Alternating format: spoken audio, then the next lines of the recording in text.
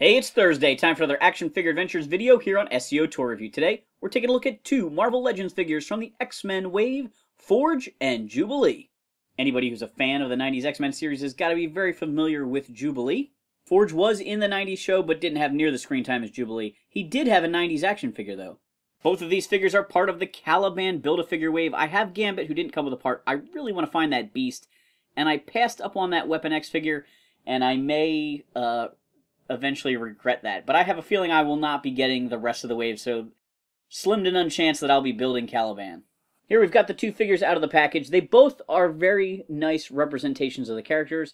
I do have a few nitpicks here and there about some things with the figures, and I'll get through them as I go through them, but I'm very pleased with both of them. Forge is probably the one I would have skipped, possibly. It's odd that I skipped Weapon X from this wave, but picked up Forge just as far as characters I like. But I felt like, he's kind of underrepresented generally in action figures compared to Wolverine. But I was really excited to get the Jubilee character, and I think she looks pretty awesome. So let's dig into it. I'm going to start with Jubilee. So we've got the Jubilee figure here. She is dressed pretty much in her 90s costume. She looks a little bit older based on face sculpt, so maybe this isn't supposed to be her in the 90s, but, still wearing that costume. Maybe this is the late 90s, early 2000s. She's got that distinctive yellow jacket. She's got her blue gloves, hot pink shirt, and jean shorts. They did a great job with the colors and the sculpting and everything. Guess this is a unique torso because she's got her little emblem on her chest there. I don't know if this jacket was reused for anybody else, but there's a pretty good chance that it's unique to her. Even the little details on the glove look really nice, and these hands look awesome. They might be spellcasting hands from another figure, or they might be unique to her. I'm not really sure. I am a little surprised she did not come with some sort of firework blast effect type of thing. They gave her some other accessories, but I would have really liked to have seen the little fireworks with her. The jean short sculpting is incredible. I think those look fantastic. And then she has some blue boots down the bottom to finish off her outfit. When we take a look at Jubilee's articulation, she's got a ball joint as well as a hinge in her neck. Gives her a pretty good range of motion for looking down. The collar does get in the way some, but it works out pretty well. She also has these cool translucent glasses on, which are fantastic for really capturing the look of the character. Down below that, she's got shoulder joints, standard for Marvel Legends, moving out to the side and spinning around. They look great. Hinges and a swivel at the elbow. The jacket does not really hinder anything there. And then she has swivels and tilts in the wrists, which are good for posing her hand. So upper body is pretty great so far. She has a rocker type pivot in her torso that works pretty well. There is a twist below that at the waist between the shirt and the shorts. And then she's got standard Marvel Legend hips that move pretty well. The cape does, or the jacket does start to get in the way here a little bit with moving the legs out. And of course you could see that even if you could sit her down, the jacket would definitely be in the way. There is a swivel in the thigh just below the shorts. She's got double jointed knees, which are nice. There is a swivel at her ankle at the top of the boot. And then she's got joints that allow her ankles to move up and down and rock side to side a little bit there, as well as pivot a little. So she's got pretty standard Marvel Legend articulation, but it's excellent for this figure. As additional accessories, Jubilee actually comes with an alternate head that is blowing a bubble gum bubble, which I think is really cool. The glasses seem to be attached to this head, but the glasses on this head are totally removable. They are a separate piece, and she actually came with an additional set of glasses. And these ones, I'm going to put them next to each other, are definitely, like, tinier. Focus. They're definitely tinier. They're definitely more curved. My question was, are these, like, so you could put them around her neck? Or so she could hold them? I'm not really sure what the point of that second one is. I think that the alternate head and the glasses are awesome accessories. The bubble is great for the character. But again, this was at the sacrifice of a mutant power effect. So, I guess I'm happy. Would I want to pose her with the bubble all the time? Maybe. Not sure. Well, I'm a little frustrated. I was trying to put this head on, which didn't actually snap in right yet. It's still not pegged on properly. And I wasn't putting any pressure on the bubble, but the bubble just poop fell right off. So that stinks. And also, so I have these other glasses. What is the deal? Are they for... Do you put them around her neck? Is that a common Jubilee thing to do with those goggles? Because it's not like the head is sculpted so they could go on top of her head. To me, that would be a more... Oh, come on. Ugh. A more typical thing if these could somehow sit up on top of her head. That, to me, would make sense.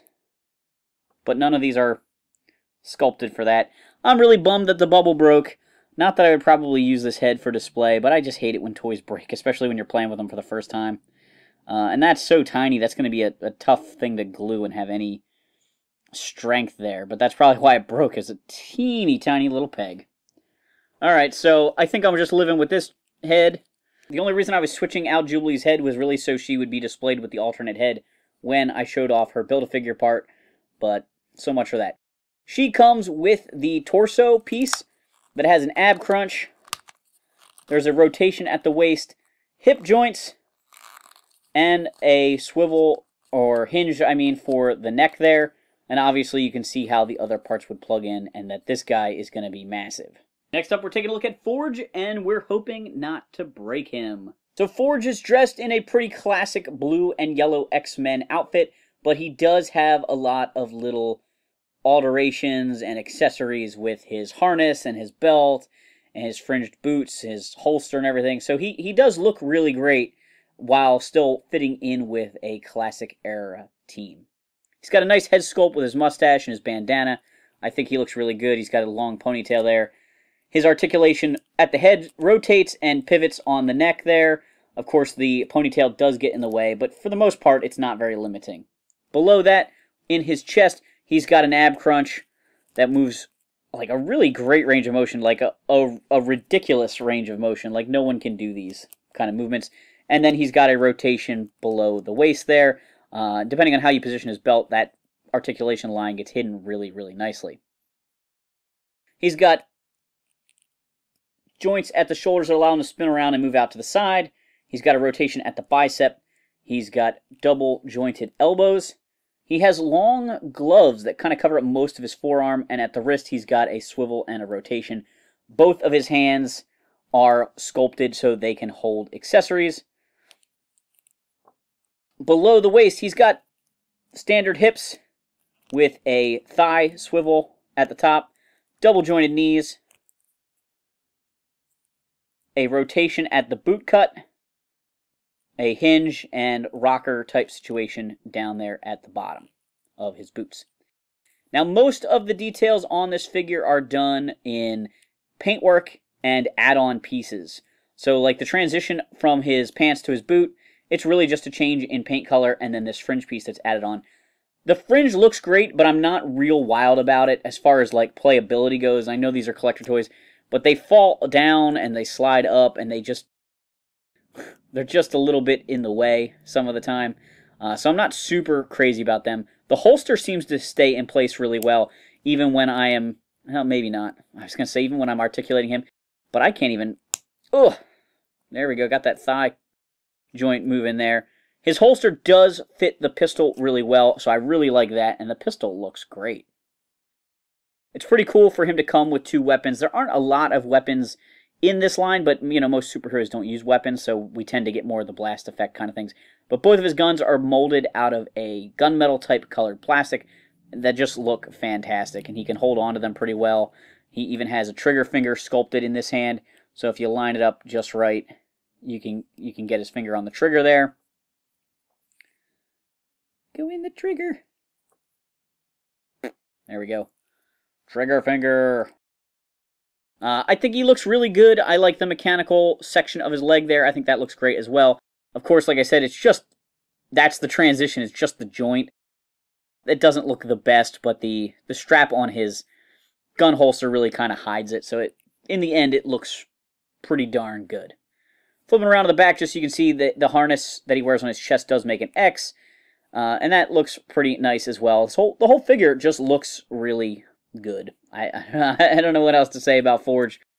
He's a weapons maker. That's kind of his mutant power, is this this ability to create the weapons, and that's an unusual mutant ability because most of the mutants have either a body deformity like big feet or wings, or they have some sort of energy blast, like any kind of energy blast you can think of.